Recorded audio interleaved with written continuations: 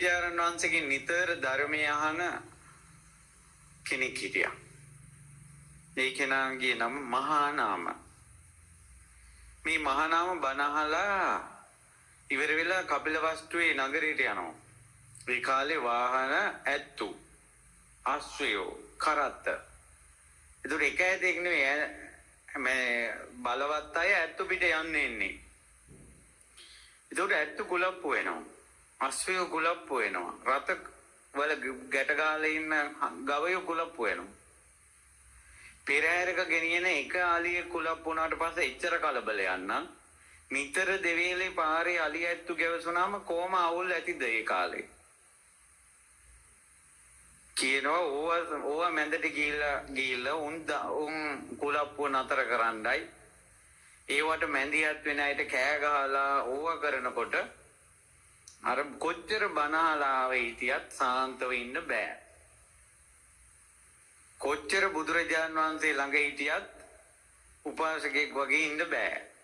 කෑ ගහන්න වෙනවා, බනින්න වෙනවා, තරහා එනවා, ඔළුව අවුල් යනවා. නැති ඒවා ඔළුවට මතක් වෙනවා කියන්න. මෙයාට හිතුණා මගේ අම්මෝ මේ වගේ වෙලාවක මම මැරුණොත් එහෙම කොහේ උපදීද? කොහේ උපදීද මේ වගේ වෙලාවක මම මැරුණොත්? අර අවුල් ගොඩක් රණ්ඩු වෙන සද්ද කරන ඔළුව අවුල් වෙච්ච වෙලාවක මෙයා බුදුරජාණන් වහන්සේගෙන් ඇවිල්ලා අහනවා ස්වාමීනි භාග්‍යවතුන් වහන්සේ මම බුදුරජාණන් වහන්සේ ගැන පැහැදීමෙන් ධර්මයේ ගැන පැහැදීමෙන් සංඝයා ගැන පැහැදීමෙන් බුදුරජාණන් වහන්සේ ඇසුරු කරලා මනෝභාවනීය භික්ෂුන් ඇසුරු කළා හිත පහදවාගෙන යන කෙනෙක් මෙතනින් අනේ ස්වාමීනි මේ නගරයට ගියාට පස්සේ කුලප්පු වෙන ඇත්තු අශ්වයෝ කරත මේ අවුල් සහගත මිනිස්සු දැන් බොහොම සංසිඳීමෙන් ඔබ එළියට ගිහිල්ලා පාරේ යනකොට ත්‍රිවිල් එකක් දෙකක් බයික් මේන් දානකොට යකෝ මුන්ට කියලා උන්ගේ ආත්මතු පරම්පරාව මතක් කරලා බැනලා යන්නේ මේ බනහල යන ගමන් ඇත්තටම නුවණ තියෙන මිනිස්සුෙකුට අවුලක් ඉන්නේ නැද්ද? අනේ මම බනහල ආවා මේ මොළුව පිළිවෙලකට තියාගන්න දෙන්නේ නැහැ නෙමෝ කියලා මිනිස්සුන්ට හිතෙන්න බැරි. දෙක අහිංසක නැද්ද මේ හිතන එක? ඇයි මේ පාඩුවේ අපිට ඉන්න බැරි කියලා? අර බනහනකොට තියෙන සංසිඳීම හැමදාම තියෙනවනම් කොච්චර හොඳද නේ? ඔය රණ්ඩු වෙන වෙලාවක මැරුණොත් කොහේ හයිද?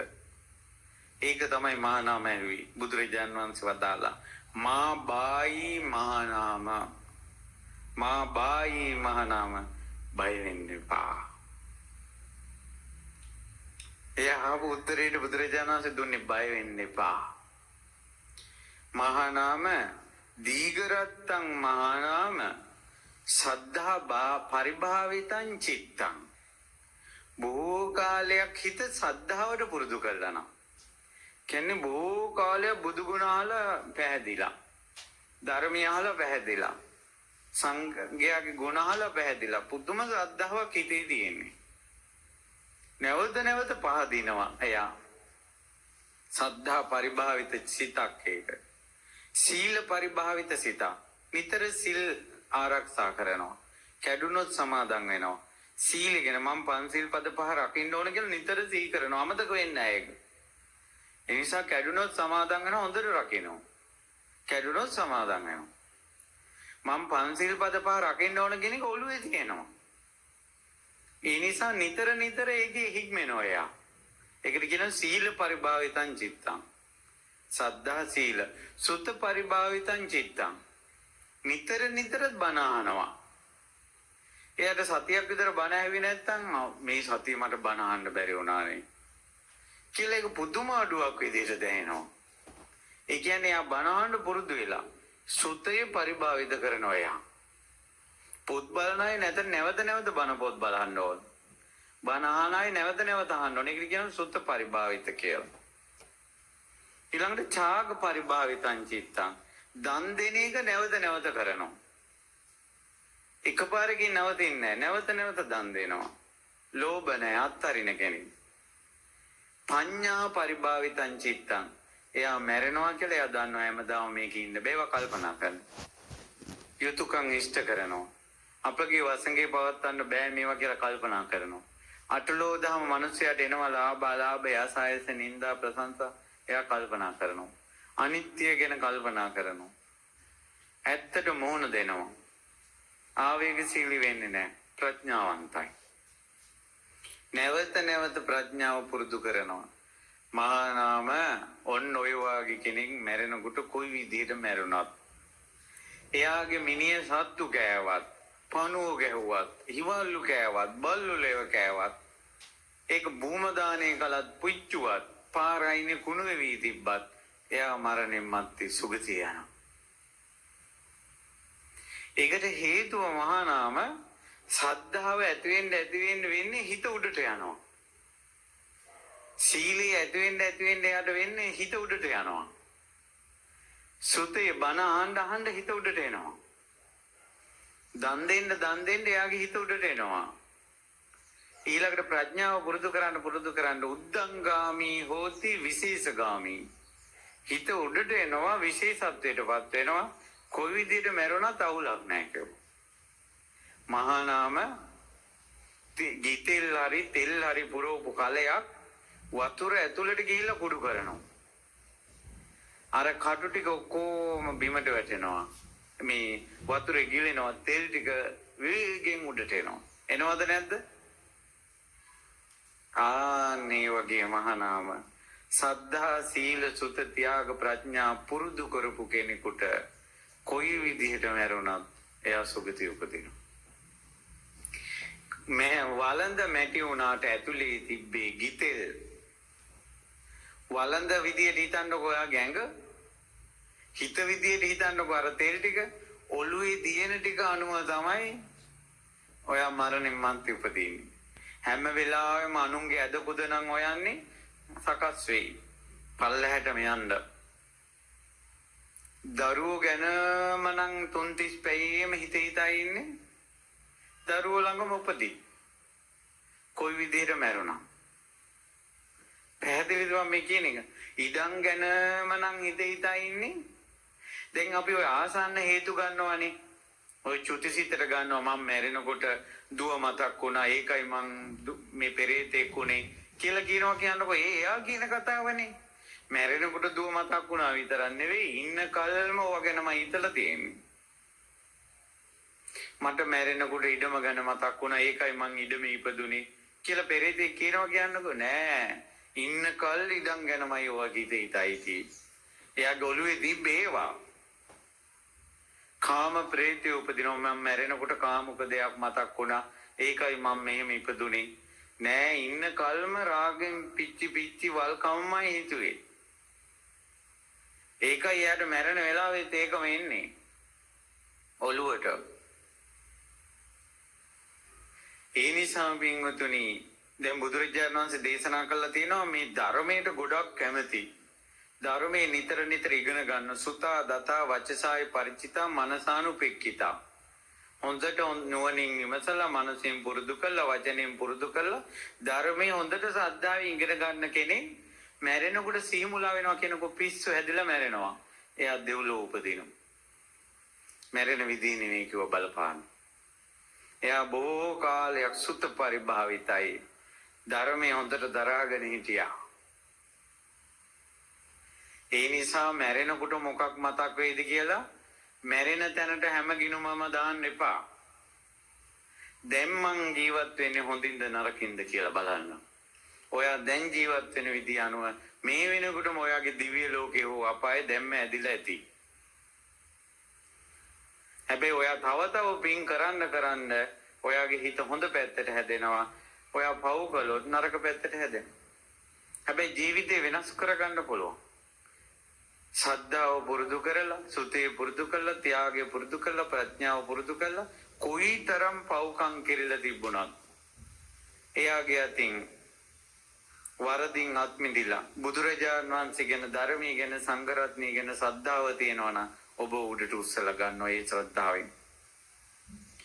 දැන් අවසාන වශයෙන් කියන්නම් කතාවක් මේකටම. බුදුරජාණන් වහන්සේගෙන් බණ අහලා සද්ධාවන්ත උපාසකෙක් ඉන්නවා. පන්න දීලා බුදුරජාණන් වහන්සේ වෙනුවෙන් ධර්මය අහනකොට පිනා යනවා. සංඝයා දැක්කට පස්සේ තමන්ගේ දරුවෝ වගේ එච්චර ආදරෙයි. හැබැයි මේ මිනිස්යාට ගෙදර ගියාට පස්සේ පොඩ්ඩක් බොන්න ඕන. මේක හදා ගන්නම බෑනේ මේ මිනිස්යාට. ඔයාලා වගේ. මේ මිනිස්යා ටිකක් ලෙඩ වුණා. අවසාන කාලේ මැරිලා ගියා. බුදුරජාණන් වහන්සේ වදාළා මේ මිනිස්සේ දෙව්ලොව ඉපදුණා කියලා. එදුර මිනිස්සු කතා වෙන්න ගත්තා යකෝ. මේ බීබු මිනිස්සු දිව්‍ය ලෝක යනවා නම් කාටද બોලේ දිව්‍ය ලෝක යන්න බැරි? මහා නාම සාක්‍ය බුදුරජාණන් වහන්සේගෙන් අහනවා. මේ කාරණා බුදුරජාණන් වහන්සේ දේශනා කරනවා. මහා නාම බොහෝ කාලයක් බුදුන් සරණ ගිය. බොහෝ කාලයක් ධර්මයේ සරණ ගිය. යෝකෝ මහා නාම දීඝරත්තම් බුද්ධං සරණං ගතෝ ධම්මං සරණං ගතෝ සංඝං සරණං ගතෝ. බොහෝ කාලයක් බුදුන් සරණ ගිය, දහම් සරණ ගිය, සංඝුන් සරණ ගිය කෙනෙක් මරුණාට පස්සේ කොහොමද අපායකට යන්නේ කියලා.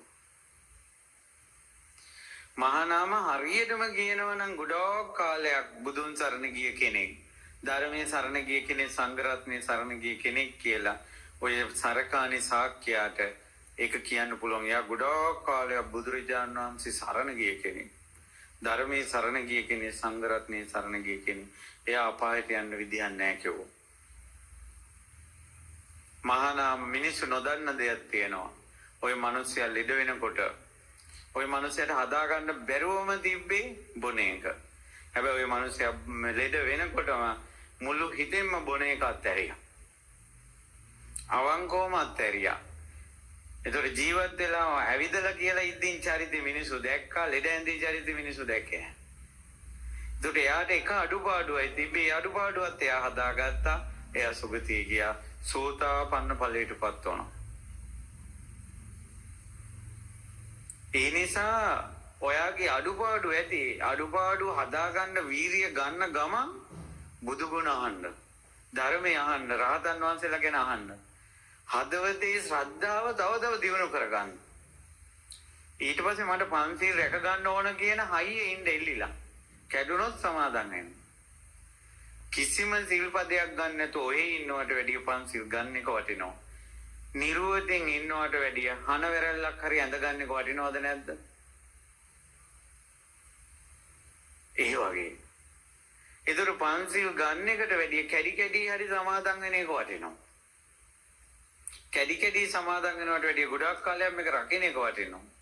ඒ වගේ ටික ටික උඩට එන්න පින්වතුනි, බෑ කියන්නේ නැතුව, අමාරුයි කියලා කියන්නේ නැතුව, ඔයා තුලින්ම මිහි පිට ඔයාගේ දෙව්ලොව දැම්ම හදාගන්න. මේ හදාගන්නේ දෙව්ලොවක්. කටින කළ ඔයාලගේ ලෝකේ ඔයාලා හදාගන්නවා. දන්හල් දීලා ඔයාලගේ ලෝකේ ඔයාලා හදාගන්නවා. මේ ඉන මිනිස්සුන්ට අද මේ ධර්මශාලාව වායු සමීකරණය කරලා පහසු අය අපහසු අයට ආසන පනවලා බිම ඉඳ ගන්න අයට ඒ පහසුව සලසලා බණහන අයට උපරිම පහසුව සලසලා ඔයාගේ ලෝකෙ ඔයා හදාගන්න. හාමුදුරුවන්ට බයින අය එයාලගේ ලෝකෙ එයාලා හදාගන්න. හාමුදුරුවන්ගේ ඇදකුද හොයන එක අන්දනේ කඩාගත්තද? අර ගෑනිත් එක හිටියද? මේකත් එක හිටියද? අන්න YouTube එකේ, අන්න Facebook එකේ බලා අද කාලේ ආමඳුරවරු කියලා සංඝයාට බැන බැන ඉන්නකොට එයාගේ ලෝකේ එයා හදාගන්න. හාමුදුරුවොත් එක තැනකට යනවා, මෙයත් ඒත් යනවා. දෙගොල්ලටම ආයෙ යන්න පුළුවන් එක තැනකට. එහෙම නෙවෙයි, එයාලගේ ලෝකේ එයා ගියාවේ. මට බුදුරජාණන් වහන්සේ ඉන්නවා, ධර්මයේ ඉන්නවා, රහතන් වහන්සේලා ඉන්නවා. ඔයාලට සාරිපුත්ත මහරහතන් වහන්සේගෙන් වැරද්දක් උන්නේ නැහනේ. මුගලන් මහරහතන් වහන්සේගේ වැරද්දක් උන්නේ නැහනේ. අඟුලිමාල මහරහතන් වහන්සේගෙන් වරදක් උන්නේ නැහනේ. මහා කාශ්‍යප මහරහතන් වහන්සේගේ වරදක් උන්නේ නැහනේ. ගුණ හිතන්න බැරිද? ඔයාලගේ ලෝකේ රහතන් වහන්සේලා වඩා හින්දා ගන්න. ඔයාගේ ශ්‍රද්ධාව ඔයා හදා ගන්න. මේකෙන් එතර වෙන්න. ඔය බැන බැන ඉන්න නරපණුවන්ගේ ලෝකෙට යන්නේ නැතුව. ඒ නිසා වෙන්වතුනි, අද කියපු කාරණාව අනුව යම් දෙයක් හිතන්න. මට ගුණගොල්ලත් හිතට කියන්න තරම් ලොකු දැනුමක් ඥානයක් මට නැහැ. පුළුවන් විදියටයි කිව්වේ. හොඳට ජීවත් වෙන්න. තුනුරුවන් සරණ ඇති කරගන්න. පන්සිල් පද පහවත් රකින්න උත්සාහ කරන්න. මැරෙනකොට මොකක් මතක් වේද ඔය හිතන්න එපා. මැරෙන විදිය ප්ලෑන් කරන්න එපා. ඔයා දැන් ජීවත් වෙන්නේ හොඳට නම් මොන විදියට මැරුණත් ඔයා හොඳ තැනකට යයි. ඔයා දැන් ජීවත් වෙන්නේ නරකට නම් මැරෙන වෙලාවේ පිරිත් නෙවෙයි බුදු පිළිම දාක් වටේ ගෙනලා තිබ්බත් ඔයාගේ ලෝකේ වළක්වන්න බෑ.